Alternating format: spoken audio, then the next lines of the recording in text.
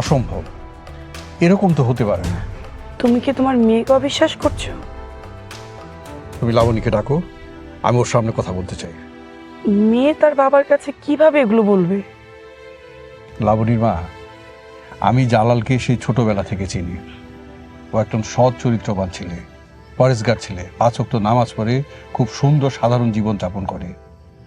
ওকে দিয়ে এরকম কাজ হতে পারে না, আমি বিশ্বাস করি না। তাহলে তোমার মেয়ে কি মিথ্যে কথা বলছে? ধরে নিলাম লাবণীর কথাই ঠিক। লাবণী কি চাচ্ছে? লাবণী ভীষণ ইনসিকিউর ফিল করছে। জালাল আমাদের বাড়িতে আসলে লাবণী সবসময় আতঙ্কে থাকে। লাবণীর মা, তুমি তো সবই জানো, বোঝো। এখন কি করতে পারি বলো? লাবণী কি চায়? আমার মনে হয় লাবণীকে ঢাকায় পাঠিয়ে দেওয়া উচিত। এখানে রাখাটা ঠিক হবে না। আর না হয় জালালদের পরিবারের সাথে আমাদের সব সম্পর্ক ছিন্ন করা উচিত। একজনের মুখের কথা শুনে এত বড় সিদ্ধান্ত নেওয়া ঠিক হবে না।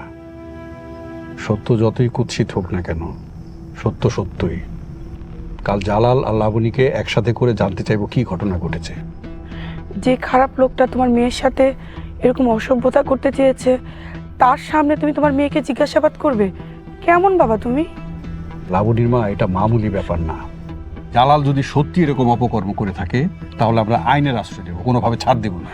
কিন্তু দেখো, এসব বিষয় নিয়ে আর কথা বলতে চাই না, আমার মাথা গরম হয়ে গেছে। কালকে সকালে ওদের দুজনকে মুখোমুখি করে জানতে চাইবো কি ঘটেছে। অনেক রাত হয়েছে, ঘরে চলো।